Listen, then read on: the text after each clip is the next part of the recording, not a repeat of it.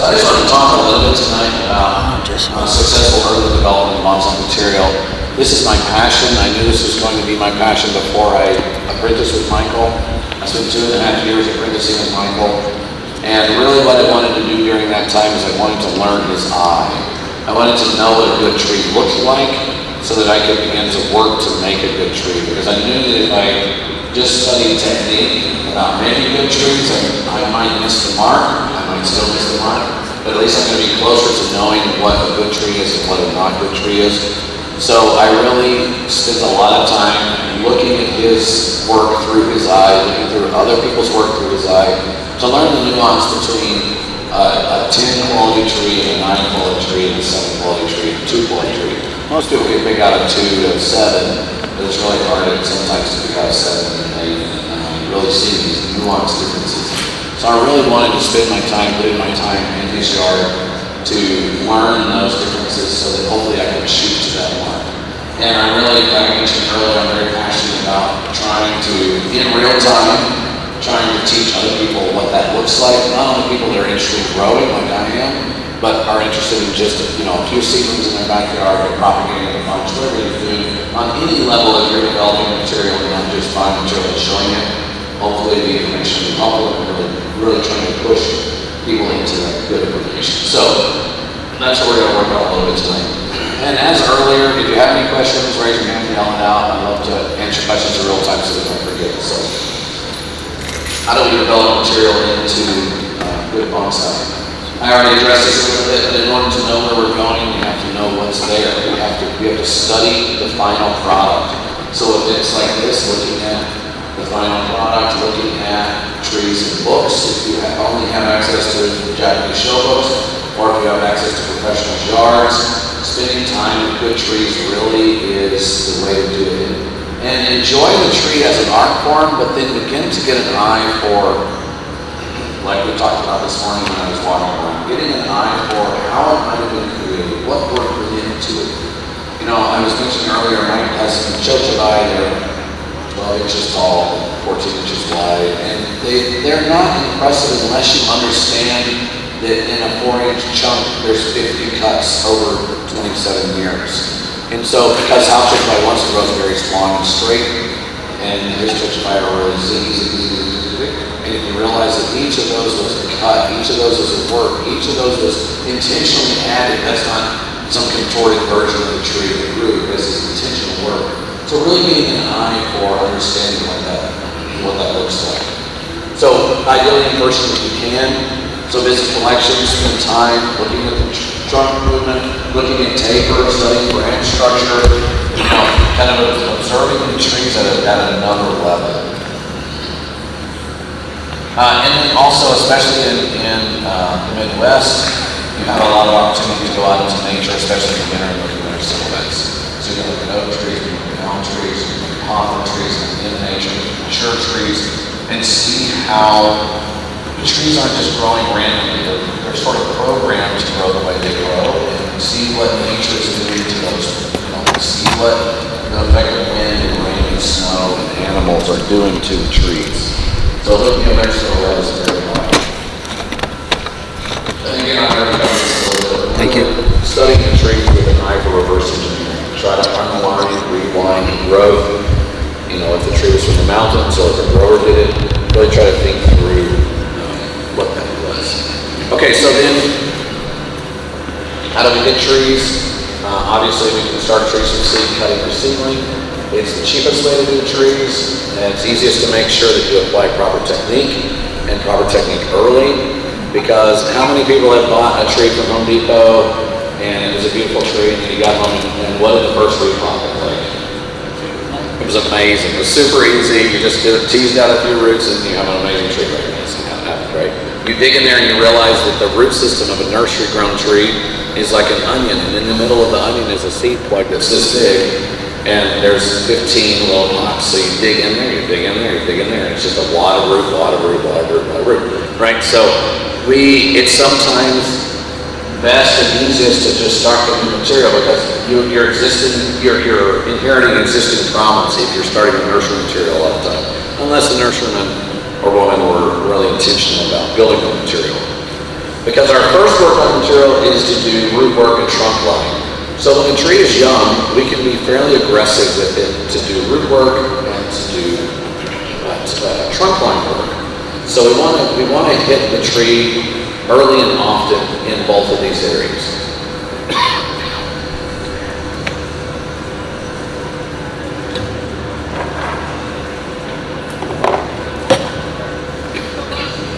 Okay, so we're going to take them one by one. So root work. Root work, young material again is very responsive to root work, more so than old material. So for the first 6 years, you can bare root, do root adjustments, and repot a pine every 2 to 3 years without causing too many issues. So people talk about don't bare root pines. Okay, please don't bare root 50-year-old pines. But if you buy a seedling from me or from another grower, you can bare root a 3-year-old pine totally fine. You bare root it, you tease out the roots, and you have a reestablished root system. And we can do that for first 6 or 7 years of the black pine.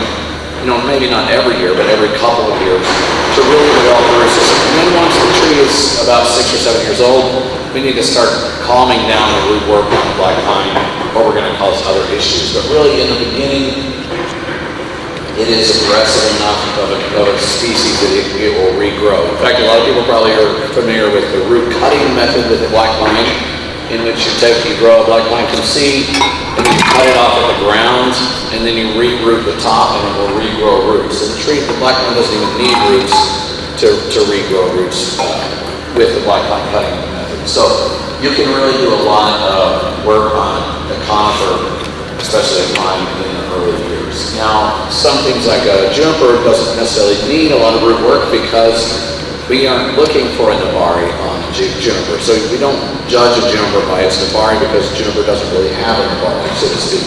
So I'm hardly ever doing root work on a juniper because I'm not really looking to improve the nabari. So in that instance, I'm simply looking for horticulture. Is the tree healthy? Is the tree thriving? Does it need to be root worked for those? But I'm not really thinking about it in terms of creating a better tree. Okay, and of course deciduous can be repotted every year, and in fact, some species of deciduous should be repotted every year, and even from the day we plant the seed till the day the tree dies at 100 years old or whatever. We can be repotting trident maple every year, and in some cases we should be repotting every year. Now, the type of repotting we do is different as the tree ages. I'm talking to the Bonsai Club in Portland on Tuesday or Monday night when I return, and we're going to talk about what does repotting look like? How does it differ from a 1-year-old tree and a 5-year-old tree and a 50-year-old tree? Because you're not going to bare root. Please don't bare root a 50-year-old trident unless you have problems. Once a root wad is established, then you can simply refresh the root system with fresh soil around the top and sides and bottom. But we don't need to fully bare root a tree like that at that age. But we do need to refresh the deciduous a year or every other year. And so when we talk about early material, we're bare rooting, the roots are coming out, rearranged, put into place, even so much as to, tying the roots into place or using toothpicks to hold the roots in place so we really have an established nabari. With some alternatives to deciduous work, including putting it through a washer. So I don't know if you're familiar with this, but you can take a washer or a tile and drill a hole in it, thread a deciduous, some deciduous species like trident maples through that hole, and then put soil on top of the tile, and the tree will grow a new root system on top. So we can build deciduous a couple of different ways. We can ground layer, which is essentially the washers are essentially ground layering over time. So we don't necessarily need to comb out the roots all the time if we're using some of these other techniques. Okay, any questions on root work before we move on to trunk line? Okay, so trunk line. Again, same as root work. If you're going to wire, it's better to wire early and often. Once we get to thumb size with almost every species, it becomes difficult to impossible to wire, especially if you're going to try to make little trees. So I like to wire when they're a little bit smaller than a pencil, and then up to about a pencil. That's about where I want to be. Somewhere between pencil lead and a pencil is where I really like to wire trees. Some trees are softer and can be wired later. Some trees, even by pencil size, like a trident maple, is really hard to get a bend into. But we want to do it early and often. Because again, once you get the thumb size, unless you're making trees that are the size of your leg and 28 inches tall finished, then you're going to be hard. It's going to be hard to get movement into that.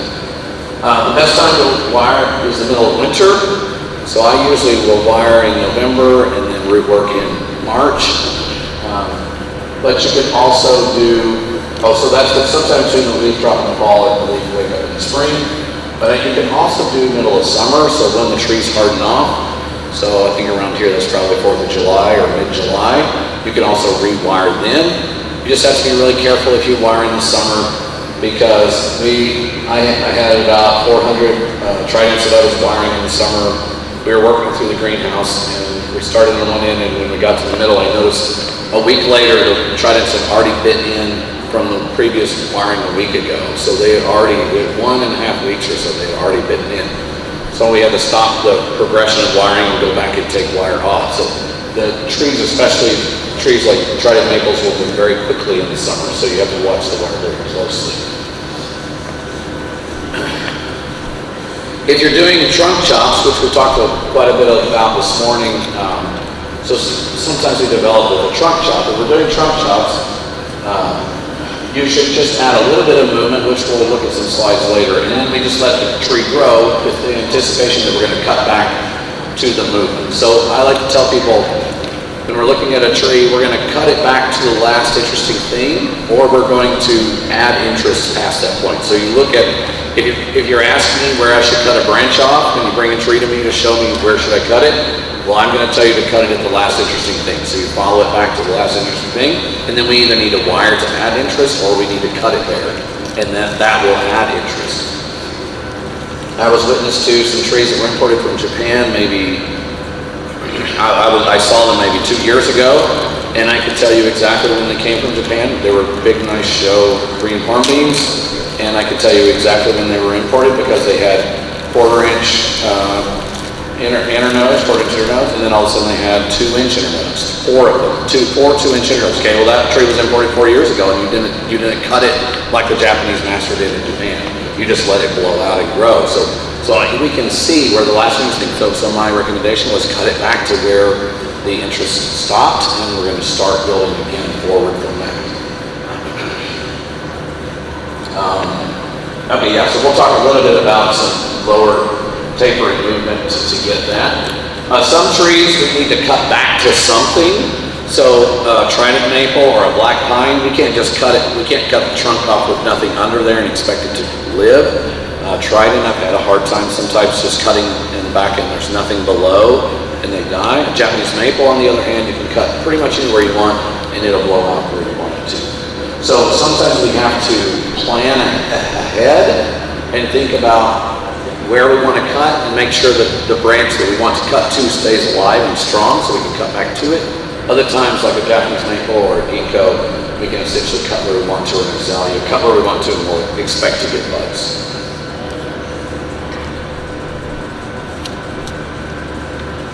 Okay, so when do we make the trunk chop? I've been teaching that the lower trunk should be about 75% of its final thickness before we make the first cut. Now, of course, I put it here in parentheses within reason, because if you do intend on building black pines that are the size of your leg or larger, you don't want to wait until you have a 6-inch scar that you're going to have to heal, because I have a couple of those roots up here on farms that I've just covered with other chunks of bark I've taken off of other trees, because it's never going to heal. In my lifetime and all of our lifetimes combined, it probably is not going to heal a big 6-inch wound. So let's not create big 6-inch wounds. So if our plan is to make really big trees, we do have to do that within reason. But we essentially want that first extension of movement to do most of our heavy lifting in regards to the trunk thickness. So let that go. I've got black pines in my yard that are growing in coffee cup size grow bags in pumice. They're 9 foot tall and the base is maybe about this big, but that initial bud is way up high. It's just going. I'm letting that bud go until my base is as thick as I want it to be, and then I'll make the cut.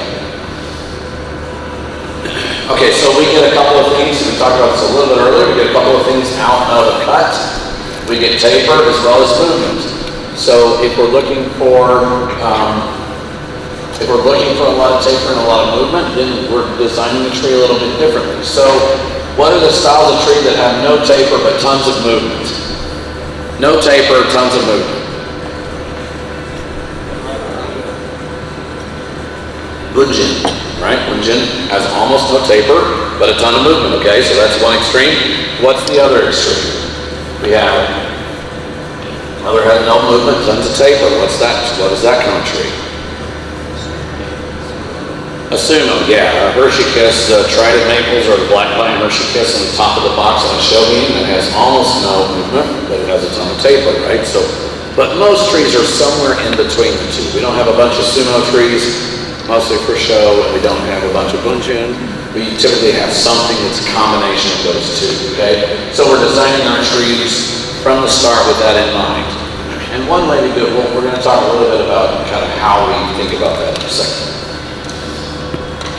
Okay, so I'm just going to throw at you a basic timeline of work, and this is kind of black pine, and this is in my environment, so it might be a little bit different from you. I know some areas in the Midwest have a hard time growing black pine. I think they maybe don't love the humidity or something. So. But this is kind of just a general, just so you can kind of see what we're looking at and kind of my time frame. So year one in the early spring, I plant the seed and I let it grow a full year, okay? And sometimes we plant in the fall for seeds, whatever, but we're producing seedlings, or we're making cuttings, whatever. And then once the seedling has grown to the right size, which should take about a year, then we're going to go ahead and wire the trunk. And then we'll just take the wire off as needed, right? When does the wire come off is a good beginner question, and the answer is, well, you take it off when you're supposed to. Okay, well, you just gotta watch for it to cut in. So sometimes it takes a while, but sometimes it doesn't take a while. So the first fall, typically, or maybe the second fall, I'm going to do a wiring, and then following that up just a few months later, I'll go ahead and do my first root work. So I'm going to comb out and rearrange the roots. So at this time, the wire will still be on the tree.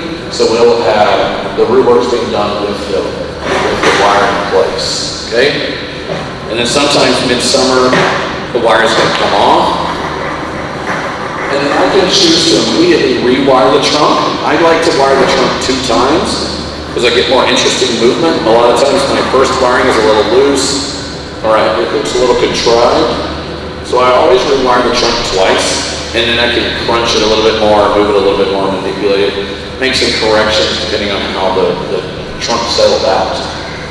So I can immediately rewire in the summer, or I can wait again until the fall, and again I'm watching for the trunk to cut in. And then early spring of the next year, I'm going to rework the roots. If I didn't do a wiring, then I'll wire again in the fall and repot in the spring. So this tree's been repotted twice now.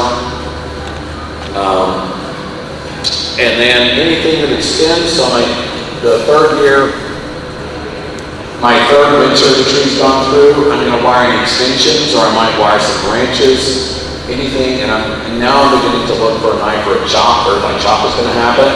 So a lot of times, we'll talk a little bit later, but I want to always be setting up, I have one sacrificial growth, and I always want to be thinking about where my next sacrificial growth is, and begin training it to take over the job of my first sacrifice, so when I make the cut, then that one is ready to go.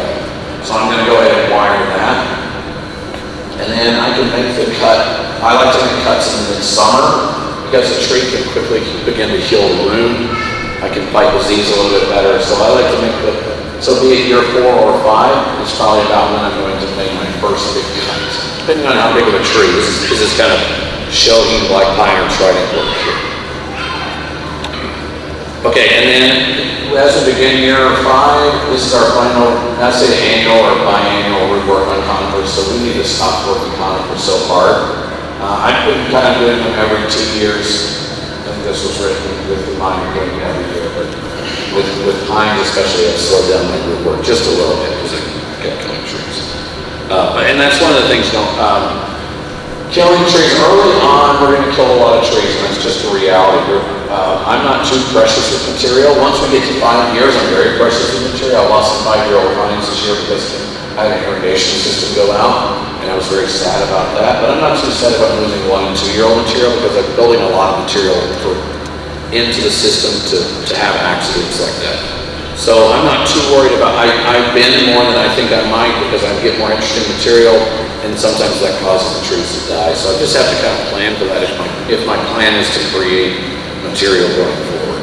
So this is kind of like a rinse and repeat. Once we get to year 5, obviously we're not wiring as much, we're not repotting as much with conifers, but we're sort of following this thing where once a year I'm evaluating and probably wiring everything once a year, or I'm making a cut down to deciduous. I might be cutting every 1 or 2 years instead of wiring, or on conifer I'm wiring every year to really repeat this process for quite a long time.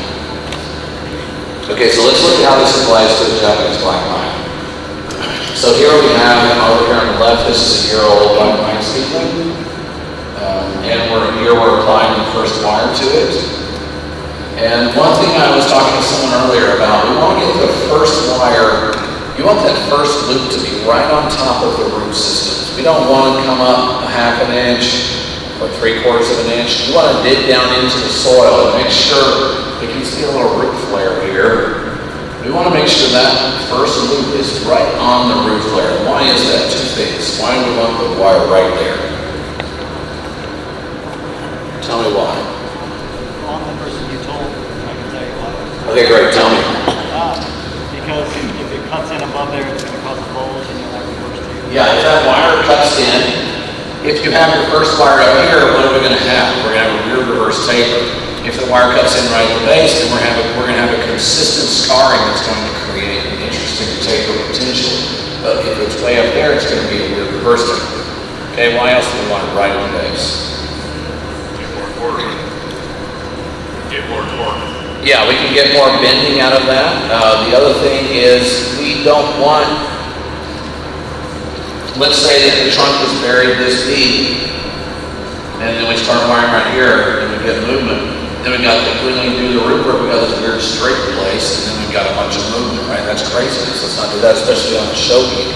We can't afford 2 or 3 inches of straightness and then our bending. So we really need to dig down into the soil, expose the top of those roots, and then get your first wire on there. Okay? So here we are wiring. And then we're making a bend. And you can see we're using pliers. This is an interesting technique to use 2 pairs of pliers. You should practice it. And you can get a lot of tension. You can get a lot of movement and bending by using pliers to turn the wire. And then this is the final product. Now, this tree has not been super crazy, right? This is the Japanese books call this the letter J in Japanese. It looks like the kanji for J. So here, these trees have been needled. Please do not needle your trees, but this is to show you the kind of movement we're looking for. So from the front of the tree, this is the movement we have. And if we look at the top of the tree, it's just a swoop, okay? Because it's fairly simple wiring. And so why didn't we wire all of this stuff?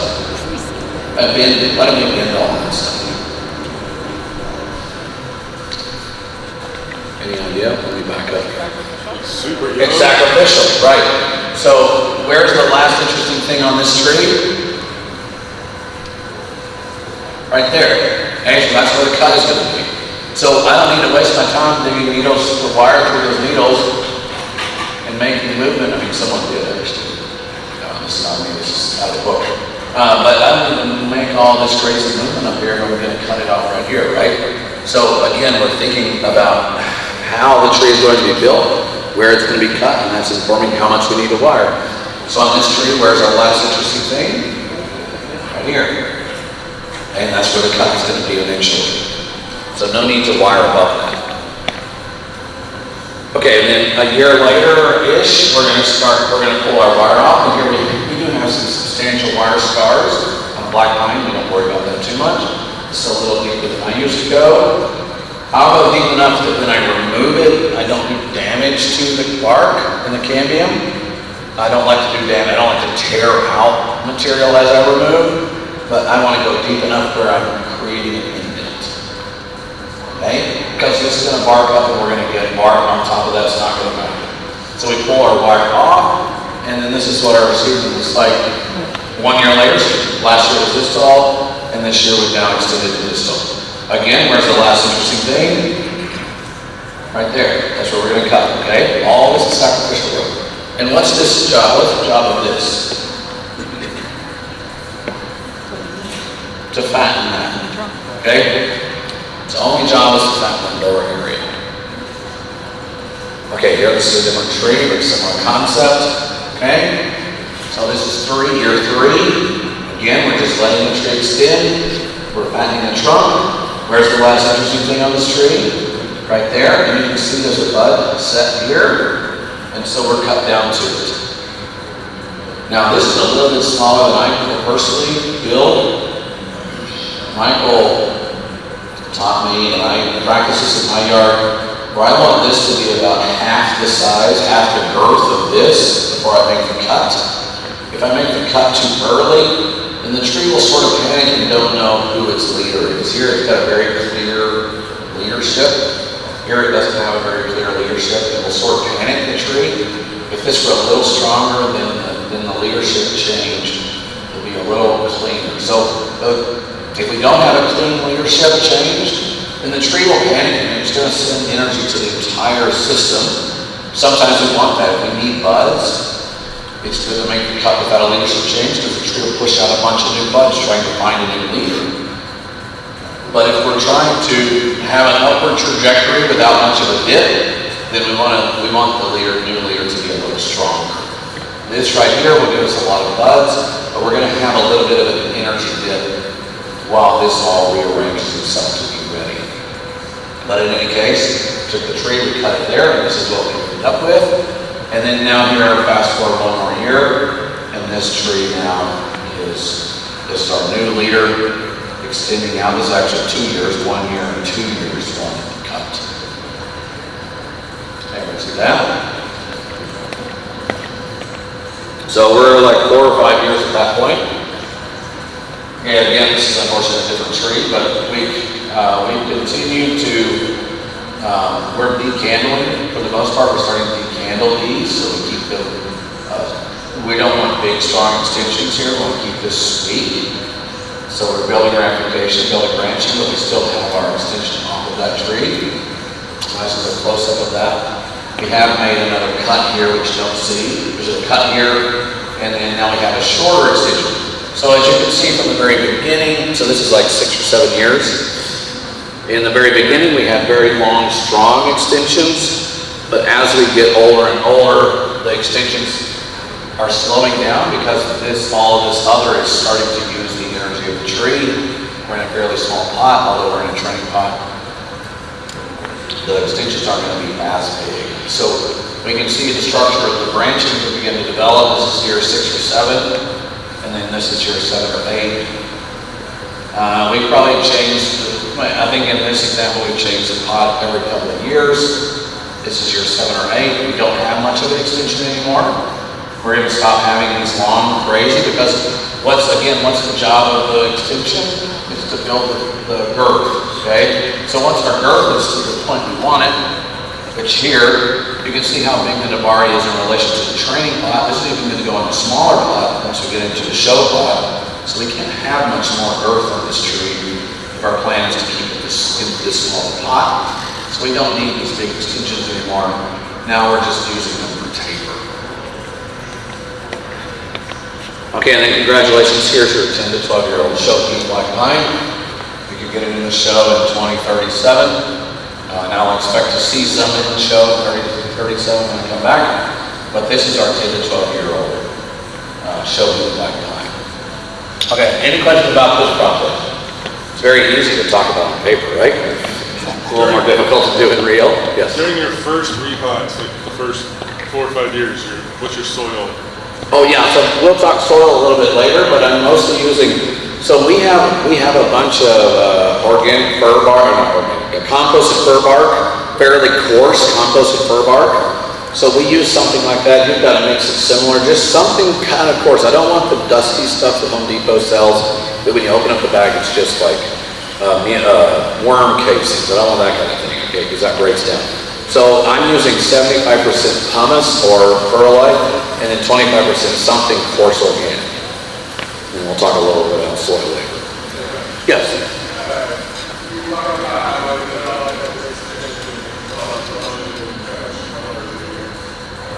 Yeah, that first extension they cut off, yeah, this.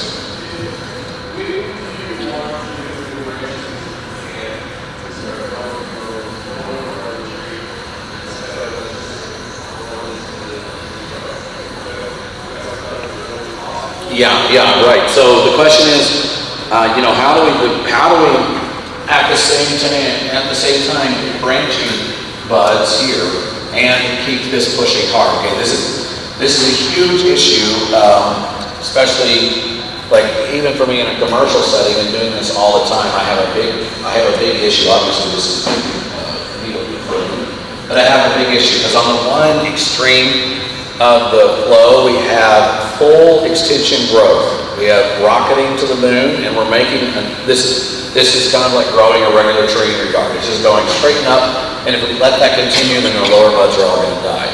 On the other extreme, we're constantly cutting the tree back, which will maintain that lower buds, but at the cost of the tree growing quickly. So we have to kind of balance those two things. Do we want fast growth, or do we want compact low growth? And we have to kind of read the tree and say, okay, this tree, it may not have any buds naturally down here. Some of it's a genetic thing. Some genetics don't really grow good buds. Some trees don't really back bud well.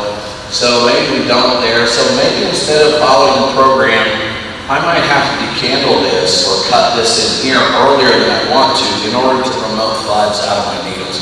Because buds come out of two ways. We can get a needle bud. Every bud can be a needle. The other way around. Every needle has a bud. And we can also push it out of the flesh.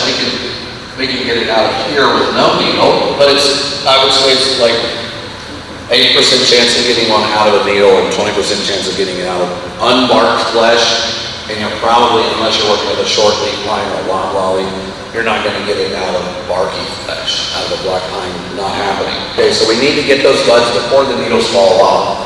And so, if we're getting to this 2, 3, 4-year-old tree, and we don't have those low buds down there, then we might need to make a move and make a cut, or decandle, or some slowing down of this in order to get this, because by year 2 or 3, when the black pine needles fall off around 3 years old, so we have to get those buds before the needles fall off. That explain that good?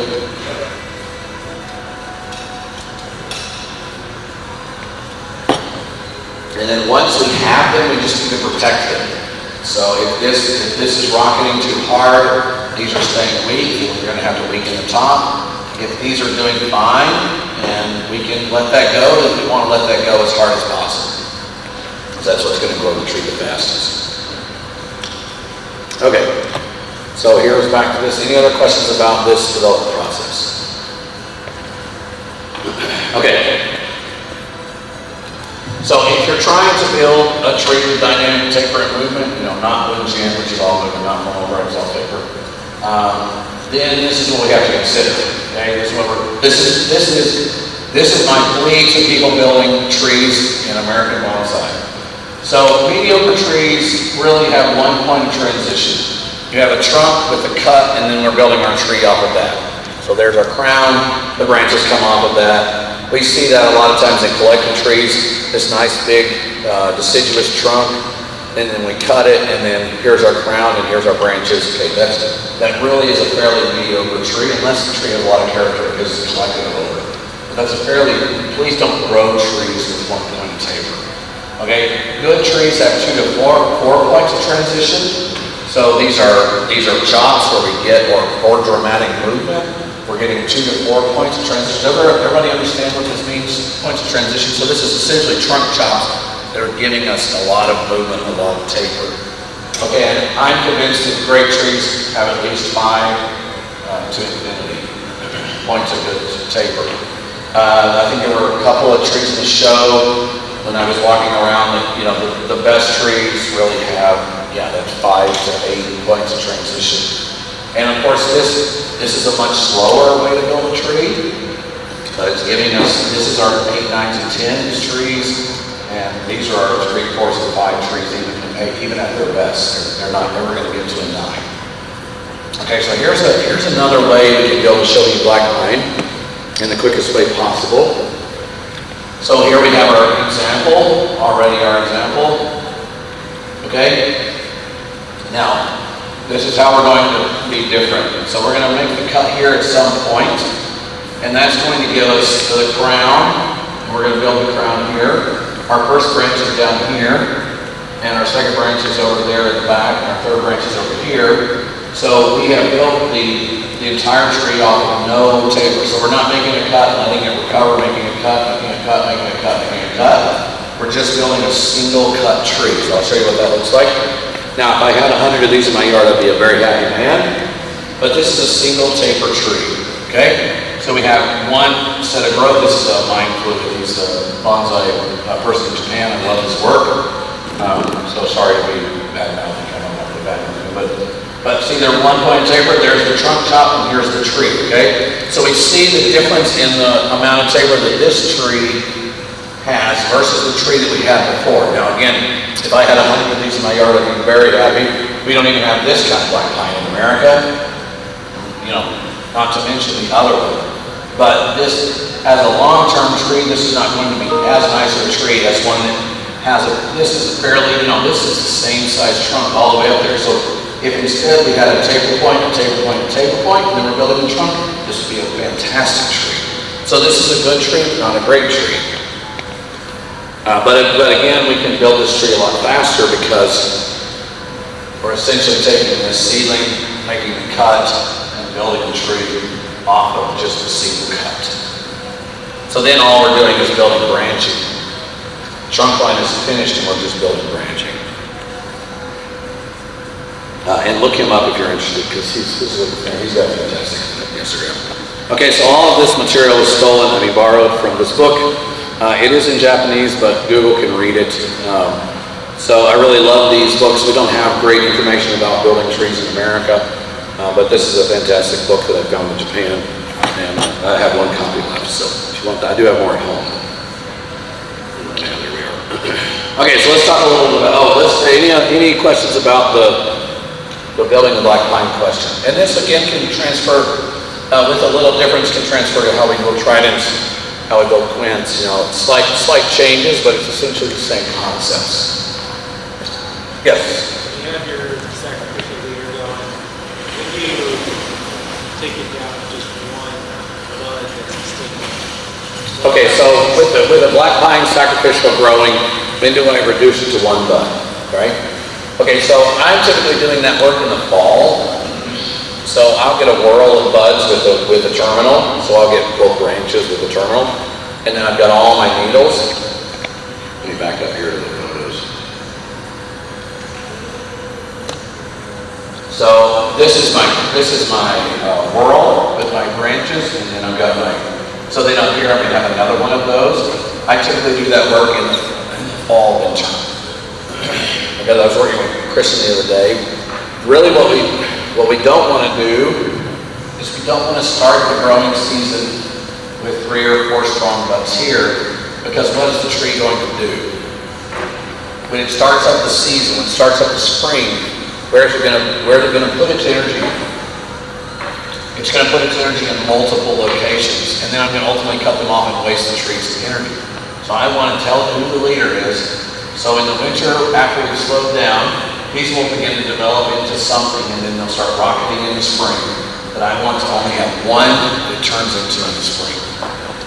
So I'm actually going to strip a few needles off of here, and then leave one bud. And that's fall work. If you maybe, happen to, leave a few extra on there. If what's that? It's not here. Would you go ahead and take it? Oh, if it's right now, I would do it as immediately as possible, yeah. Because again, the tree is just continuing to invest resources in that material. Obviously, we have these sacrificial material that the tree is investing in, whatever, we're going to cut it off, so it's not a huge waste, but yeah, I would do it. I was tattletelling on Jonas when I was talking to Christian. I was visiting his yard in the spring, and he hadn't gotten around to that work, so we were decandling and doing that work at the same time. Whatever, it just happens. But yeah, kind of as soon as we can pare it down to one to give the tree a proper, where it's going to put its resources, the better. John, can we take a 2-minute intermission? Yeah, let's do it. Prizes. Yes, let's do it. All right, so we have some prizes to give out based on the judging app that Christian Ocken put together for us. So we have a prize for each of the divisions, and these were pots made specifically for this show by Fox Stoneware. They have a little special stamp, commemorative stamp on the bottom. BSGSTL Spring Show 2026 Project, Beginner, and Open Division winners.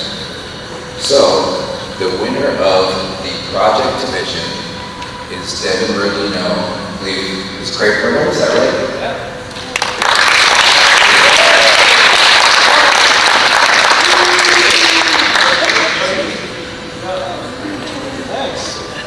All right, the winner of the Beginner Division is Josh Bird with his Azalea.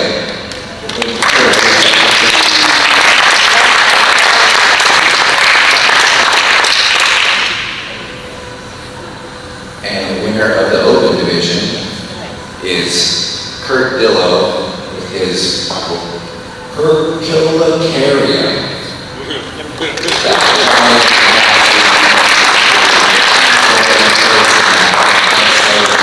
Josh is in my club, so I'm taking it back to Springfield. He already took off, so. Thank you.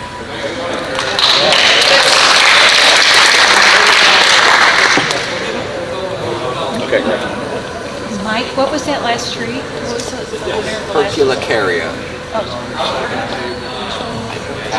Okay, so let's talk a little bit about soil. We talked a little bit earlier, but just to get it down on paper, so I use a basic soil mix for all my trees that are in development.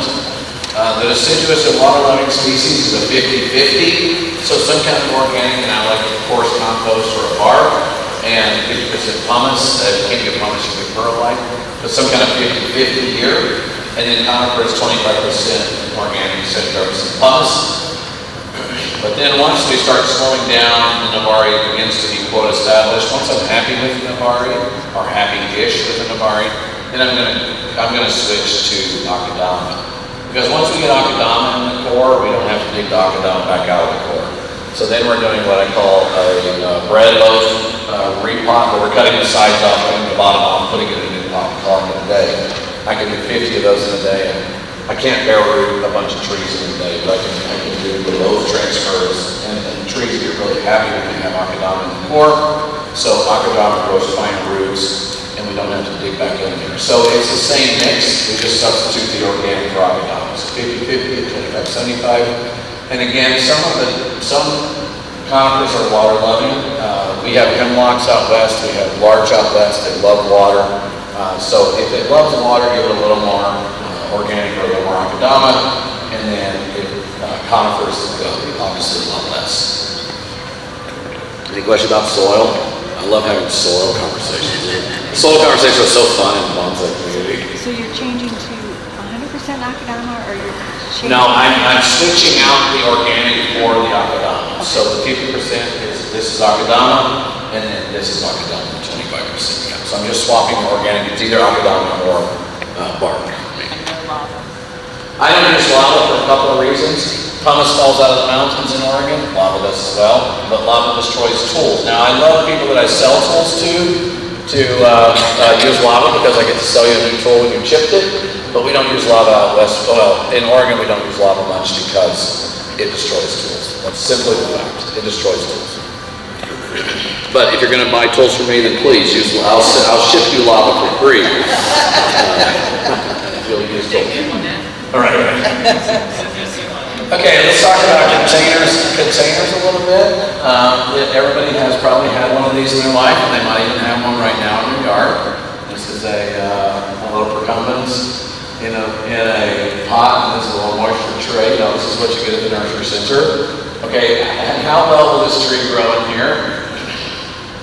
it might be the same size in 25 years when I come to see your amazing black pine shogi that you grew. So this tree could really, it could stagnate in this spot for the rest of its life. So we want to think about containers a little bit. We want to have, this is part of the problem teaching beginners bonsai, because we have a lot of things like we'll take the wire off when it's ready. We want to have an appropriate size container. Okay, so what are the goals of the tree? What does that mean? Hopefully I'll demystify a little bit of that today. So it needs to be big enough to support the tree, but we don't want it so big that the root system doesn't fill and dry out the tree. So we could take this thing and put it in a 20-gallon pot, and it would kill it a lot faster than if we had it in this spot, right?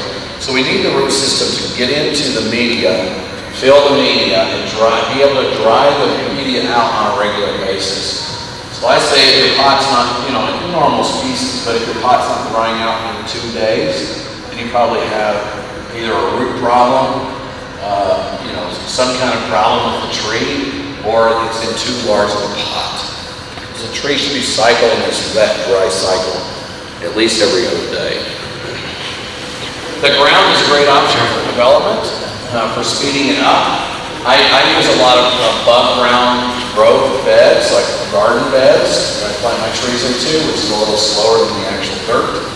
It's a great option, but it's a gas pedal. It's a very fast gas pedal, and the gas pedal will push out good, bad, and ugly, okay? So if you've got ugly root systems, the ground is not going to fix those root systems. It's going to just make them uglier, okay? If you've got an ugly trunk line, the ground isn't going to fix that. It's just going to make it uglier, okay? So we can't just put it in the ground and hope for the best, okay?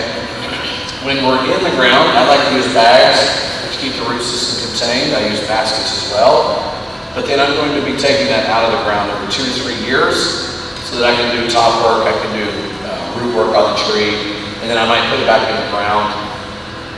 The worst thing we want to do is just abandon the tree in the ground for 15 years and hope that we're going to have a successful project when we come out.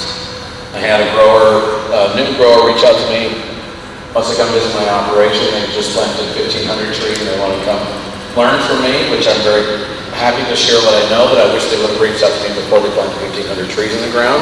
Because, we need to have, hopefully they did root work on them. Hopefully they have some movement on them and not just putting them in the ground and hoping that is going to not be a problem later on. So do the work so that the tree can be the most successful. Any questions about container? So if you're growing trees in pots, pot a little bit so that it has room to grow, but not so big that it doesn't dry the tree out. Okay, so let's talk a little bit about fertilizing. I'm going to just hit all the controversial topics today. Can I ask you one question about containers? Please. Growing baskets. You're growing pot baskets? Yeah, I use pond baskets. I prefer Finnefield brand. Hopefully I've done my research and kill enough trees that I can be helpful to people. Finnefield brand has the right size hole. Some of them you buy at Home Depot have a really big hole, the substrate falls out. Some of them have too small of a hole and roots can't escape if you plant it in the ground. I think the Finnefield brand pond baskets has the perfect size hole. Now that will very quickly cycle. So in Oregon, we have a drought from April to October, so I can't have a deciduous tree in a basket on the table. It won't live because it's too dry. Where it's high humidity or you get rain through the summer, you might be able to keep deciduous. I know Eric Schrader grows deciduous in bags and in baskets on the table, but he's in San Francisco where they've got high humidity and not as intense a summer as we do. So if you can do that, the trees really love that dry, wet cycling. Most trees do. But otherwise you have to put that bag or that felt bag or the basket in the ground. Where'd you get them? Where do you get them? I sell them. You can also buy them online, but I sell all the sizes of Finnefield, and I have felt bags as well. So I do sell them on the website. They're very reasonable prices. Oh, thank you. I imported them myself from the UK because I got tired of paying Amazon prices and eBay prices and all that. So I'm so frustrated. I started an eBay account to sell them on eBay. Just I'm so frustrated by the prices. So yeah, I imported them. And unfortunately you have to buy like 10,000 of them. We've got plenty of them, so reach out to me, I've got plenty of them. Okay, so let's jump into fertilizing. So fertilizing different substrates, so that's the soil, and different stages of growth mean different fertilizer regimens, okay? So I don't want to just try to blanket fertilizer regimen out to you, but I do want to talk about how trees like to eat. So, trees are like me, okay? When I wake up in the morning, the first thing I want to do before I do anything else is I want to eat, okay? And then I'm going to eat like 3 or 4 hours later, and then I'm going to eat again 3 or 4 hours later, and then I'm going to eat dinner at a regular time, and then I'm going to eat something, and then I'm going to go to bed, okay? This is how trees like to eat too. They don't like to eat once a month. They don't like to eat once a week. They like to eat on a regular basis, okay? So a lot of times we'll talk about strategies, but a lot of times people will just fertilize once a month and then wonder why their trees aren't growing. They wonder why their trees are stagnating. It's because the trees don't want to eat on that kind of cycle. Especially when we're talking about substrates. If we've got a very well-draining substrate, then the tree, we've flushed out all of the fertilizer on day 2. We put it on day 1, it's gone on day 2, and then what does the tree eat from day 3 to day 30? Nothing, it's just essentially starving. So trees prefer to take in nutrients in a slow, steady supply, okay? So, once a week is better than once a month, and every day is better than once a week. So, if you have the time, if you can afford the time to fertilize your trees essentially every day, this is a better strategy than fertilizing the trees every month, okay? We're going to talk about how to do that. So, because the tree, so obviously we're not putting full strength fertilizer on the tree every day. Don't hear that out of the talk tonight. So essentially a tree would rather have 1 unit of fertilizer a day instead of 30 units of fertilizer a month. Okay, so we're taking the amount of fertilizer we can give the tree a month, and we're breaking that into increments and feeding the tree on a more regular basis. The main reason we like to do this is because it's easier to control the amount of nutrients that are being uptaken. Okay, using liquids versus solids. I use only liquid because I can easily turn the spigot on and off, okay? I can water it today with fertilizer, and if I decandle a black pine, I can turn the spigot off for a couple of weeks so that I don't get big needles, and then I turn the spigot right back on. So I'm turning the spigot on and off very easily when I am using liquids. I have a lot of control, especially if I'm dealing with, okay, a tree is super too strong or not strong enough, or depending on the time of year, like after I decandle a black pine, I can turn that spigot on and off. This is, if you get nothing else from me tonight, please get this. If we're going to do the kind of techniques that we're talking about with bonsai, cutting, grafting, repotting, strong, healthy plants are able to handle that. I contract graft for people a lot. I love grafting. It's one of my favorite things to do. People bring me a tree to graft, and I tell them take it home and fertilize the crap out of it for a full year and bring it back to me next year, because I'm not going to graft, it's not going to be successful. I'm going to fail as a grafter because your tree is weak. So if we want to do this aggressive work on trees, we need strong, healthy trees, okay? We can't expect to do strong, healthy work on weak trees. I often will have trees that die of some random reason. I send it off to a lab in California, and what does the analysis come back to tell me? What do they tell me the tree died from? Low iron. They tell me the tree died because it was a bonsai. They must cut and paste this from their things. Bonsai is really hard on trees. You kill it because it's a bonsai. Because it's a really tough, like, okay, there's 5 diseases they can find, but it probably wasn't what killed it. It killed it by 1,000 cuts, right? So it killed it by, okay, I wired it, and then I repotted it, and then it sat out in the sun too much, it got too dry, and I fertilized it too little, so it's 1,000 cuts that it killed the tree by. So if what we want to do is create good trees, and that requires us to take 1,000 cuts, then we really need to have strong, healthy plants. Okay, so let's talk about logistics, about what this looks like. What do signs of low fertility look like in your trees? Yellowing is a big one. What else? Dropping leaves. Yeah, if you're yellowing and dropping leaves, you have a serious problem. What are some less serious problems? Lack of growth. That's the big one. How much should a Shimpaku juniper grow? How much extension should we get out of a Shimpaku juniper, no matter how old it is, no matter what state it's in? How much should we get out of it in the grow season?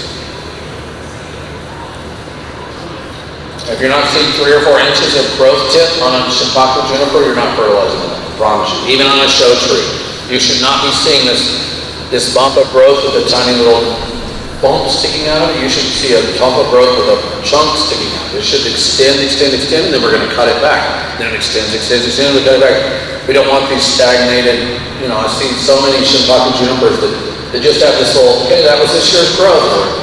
I'm not going to grab that tree. If you have extensions like this on your tree, I'm going to grab that tree. And I'm not going to grab this, here's the foliage, and that's how much it grew this year. No, that's not going to work. So, yeah, we're really looking for how it's growing, how well it's growing. Yeah, so yellow, obviously short extensions. Okay, so we are going to take in more fertilizer than we think because of the soil substrate, especially if we're using very well-drained soil. If we're using akadama soil, that's not holding on to very much fertilizer. So we need to use a lot more than we think. Okay, so let's talk about the different kinds. I'm going to just fast forward, but I'm going to make you do the math. Okay, so let's talk about organics. What are our organic options for fertilizers? Fish emulsion. Fish emulsion is the big one. What's the other big one? Biogold. Yeah. So those are the 2 ones that everybody's kind of aware of. Fish emulsion and biogold. Okay. What about synthetics? What's that? What's that? Miracle Grow. Yeah, Miracle Grow and its light. Okay. And what else? What are some other synthetics that are popular? Osmocote. Yeah. Good. Hey, y'all are doing math. So Osmocote Grow Big I put here because Miracle Grow isn't bad. It has a bad rap. So Big Grow Big is just essentially Miracle Grow. Okay, so we have liquid versus solid. The solids are quote slow releases. Okay, so let's look at the downsides and upsides of each. Okay, I'll fill in all the. Okay, so this is organic solid. What's our positive in organic solid? Consistent release. Yeah, we have a pretty consistent release. Can we put too much of that on there? Not really.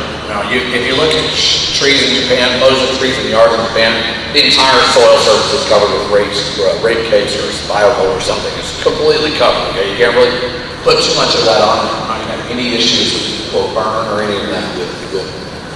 Okay, so what's the downside of organic solids? It stings, the animals dig it in, and I will trade you a truckload of biogold for a truckload of lava, okay? I'll make that trade any day. You want to ship biogold to me, I'll ship you lava. Box for box. It's expensive, right? It's expensive to put biogold on your trees because, it's just the case. So we have, the negatives are, it's, animals, it smells, and it's expensive. Okay, what's that? Well, yeah, it's not exactly pretty, is it? Okay, now what about our synthetic solids, Osmocote? What's our positives of Osmocote? Fast. It's fast. It's fast, yeah, it's fast. It doesn't need, to be broken down. It comes out quickly. It's pretty cheap, yeah. Inconsistent release rate. Inconsistent or consistent, which one? Inconsistent release. Yeah. So that's a negative. It's inconsistently released. So that's the dirty secret of chemicals like Osmocote, is that they have a polymer coating on them that's temperature sensitive. So when it's 50 degrees, the pores close up, and when it's 100 degrees, the pores open all the way. So you look on the package and it says 90 days. Perfect. I'll put it on in March and I'll be done with it. Maybe you don't even put it anymore the whole year. I could just put it on in March. And then in April 15th, you have a heat wave. The pores open up and dump out all the chemical. You may not get chemical burn, but from April 15th on, you're not also getting any benefit out of that chemical, okay? So we don't know. We see the pellet because it's a poly coating that never goes away. You look at your plant, you see the pellet, but we don't know how much is left in there, okay? So it's a little hard to know what's happening. It's also, some people would say it's kind of ugly, the little pellets everywhere, especially on the bonsai. And with both of these, especially the Osmocote, if I go to new candle at black pine, I can't really scrape all of that off to stop the fertilization, right? I can't really stop the fertilization for Osmocote unless I'm going to use a tweezer to get it on out of there. You can put it in a basket and try that system a little bit. Yeah, that's a negative too. Okay. What's a positive? Fish emulsion? How much fish emulsion can you put on your trees? All of it. You can pretty much put as much as you want to. Not going to really cause problems with fish emulsion. Okay, so that's kind of one of the big positives of it. What's the big negative of fish emulsion? It stinks. Animals, yeah, the same problem with the organic solids. It doesn't smell great and it has animal problems. Yeah, it dumps up the organic top layer. Both of the organics will dump up the top of the layer. So in Japanese, it's a soji. We have to go in there sometimes and scrape that gunk off the top so they can get drainage in the plant. Okay, and then our final is synthetic liquids. What's our positive with synthetic liquids? It's cheap, it works, and it's quick. Same as the synthetic solids. I can turn on and off the spigot very easily, very quickly, because I dump it in today and it's gone tomorrow, essentially. Okay, the plant's just flushing it out, it's not holding on to it. So this is synthetic liquid. Okay, what's the downside of synthetic liquid? How much synthetic liquid can you put on your trees? Well, is there ever too much? Yeah, there's ever too much, right? So that's the one thing we have to watch for with synthetic liquids, is that you don't want too much. But I can promise you that probably very few people, only 5 or 6 people in this room are fertilizing your trees enough. So you need to be putting more of something. So this is what I recommend. I recommend a combination. Okay, it can't be fertilized. If you can fertilize every day, then I would fertilize with this. And please email me and I will tell you how. I would go with completely 100% synthetic liquid, and I'll teach you how to do that, okay? If you can do it every day. If you can't do it every day, then you're gonna do some combination. We're gonna have some kind of solid to be kind of a consistent, let's see, those solids, these two, sorry. Some kind of solids to be a baseline fertilization. So we're gonna have some cakes on there. We have some osmocote on there as a baseline. And then we're supplementing feeding with a liquid of some kind, either an organic or synthetic. So if you can fertilize once a week, that's great. Put your organics on there, your solids on there, and then we're gonna mix up a fertilization once a week to supplement feed. If you can do it once a month, that's a little less ideal, but we're gonna do the same thing. We're gonna make sure we have a consistent baseline feeding, and then we're going to supplement feed with liquids as often as we can. Because I do mix fertilizer every time I water, so every time my trees get watered in my yard, from the time the leaves develop to the time the leaves fall off, they're getting a dose of fertilizer every time they're watering. Obviously that's not possible for everyone, but some combination of this two will really improve the health of your trees. Are you doing full strength? No. Again, I'm not doing full strength. I'm taking how much I anticipate the tree needs in a 30-day period. I'm breaking that up into 31-day periods. What about taking like pliable, like 20 or 30 pieces of 5 gallon bucket, maybe like a tea out of that? Yeah, so the question was, what about taking a viable and breaking it down to a liquid? Yeah, that would be fine. That rings pretty expensive to me, and it's not a whole lot different than putting on some other version. So the biodome really needs organisms to break it down. The osmocote really does too. Both of these actually would be better served to dig into your soil. The organisms will break it down a lot more efficiently, dig into the soil a little bit instead of just sitting on top. A lot of times in Japan as well, they sit on top. It works fine, but you're going to get a lot more bang for your buck. As in, it will break down faster and provide more nutrients to the tree if you dig it in a little bit. I don't think it will serve us very well to break it up and feed it as a fertilizer tea. We'll find other solutions instead of that. Do you recommend watering first and then liquid fertilizer? No, I dilute the liquid fertilizer and do it all at the same time. So I'm watering with a small dose of fertilizer. Okay, any other fertilizer questions? We're coming to the end here. Are there any, you're mixing both liquid fertilizers at once. Are there any that you should not mix that might have a...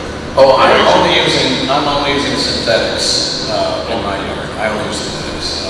But I don't think there's any issues if you're going to mix in some fish emulsion with your synthetics. I don't think that's a problem. the synthetic, the fish emulsion, depending on how you're dispensing it, it can clog dispensers. That's something to watch for. Yeah. That is proposed by everyday water. Yeah, no, again, so the question is, how do you mix it up? And again, if you're interested in that, I will help you figure that out, because we need to say, okay, the package says to do 2 tablespoons per gallon and feed it once a month. Okay, so we can't feed 2 tablespoons a gallon per day, every day, and kill the tree, right? So we had to figure out, okay, 2 tablespoons divided by 30, because they're 30 days. So then we're feeding, an eighth of a tablespoon, or eighth of a teaspoon, whatever it is. So go ahead and do the math. And I took it off of this slide because it's complicated. But there's a reader. If you're interested in this, get an EC reader, electroconnectivity reader. So we can read the actual strength of the fertilizer, the chemical salt strength of the fertilizer. So we're not doing guesswork with the little teaspoons and stuff. We can mix it up to a strength and then feed it. Then we know exactly what we're doing. So every day I'm pulling out my reader and making sure that it's working correctly. Use a dosatron or something? I use a dosatron, but there's a lot of other systems that are cheaper if you don't know a dosatron. All the way from one that you screw to the end of your garden hose, and then you put a concentrate in there, and then you water, and it pulls in concentrate from the garden hose attachment. There's one that you hook up at your house, and you dip it into a thing that sucks it in at your house. So there's much more economical options. The dosatron is just extremely reliable. What is it called? Like it's not five. Hosen is the one that comes out of your spigot. That sucks in from a 5-gallon bucket. Hosen, H-O-Z-E-N, I believe, is that one. And I can't remember what the name of the one you screw on the end. The one you screw on the end of your garden hose is like a chemical sprayer, like if you're Miracle-Gro one, or one that if you're doing pesticide in your lawn, they sell these sprayers. You just want to make sure on those that you get one. Some of them push water in to push chemical out. That will water down the system over and over and over, and then at the end you have water you're dispensing. That doesn't do any good. You need one that just vacuums water out, or chemical out of the tube and dispenses. So make sure they're very different. And if you reach out to me, I can tell you what brands I recommend. I can't remember them right now off the top of my head. Email me and I'll help with that. But if you're serious about it, get an EC reader and learn how to use it. If you don't know how to use it, reach out to me, I'll tell you how to use it. But get an EC reader, because then we're not playing guesswork, we're actually understanding what we're putting in our trees. And that works with organic liquids or synthetic liquids. Any of the liquids that the reader will read both of those. Okay, any fertilizer questions? We'll move on. Okay, a few common myths. We sort of addressed this one already. This is the biggest myth I find in bonsai growing in America, just put it in the ground and let it grow. And this is something we tell beginners a lot, they'll show up with something that's the size of a pencil lead. What do I do with this? Well, you just let it grow, And so, yeah, okay, of course, we need to just let a lot of things grow. We can't just put it in the ground and expect our problems to go away. This is going to accelerate the problems, okay?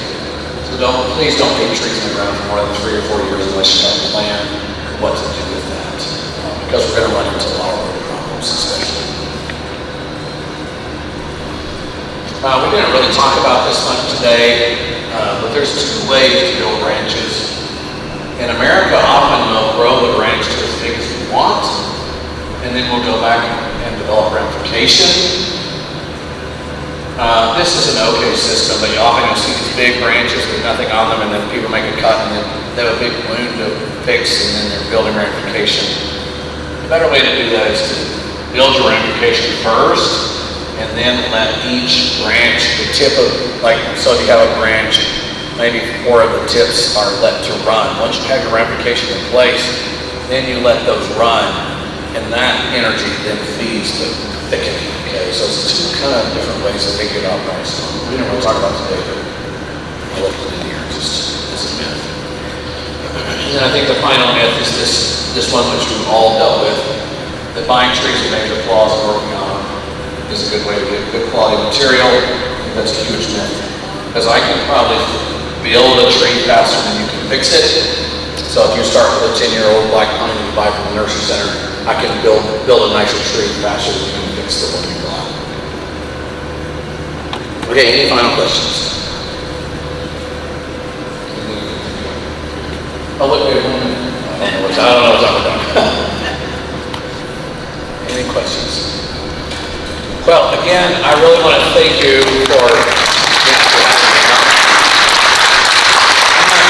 I'm not sure if anyone in the club put this together, but my people have made an indelible mark on your city. My ancestors built the Eads Bridge.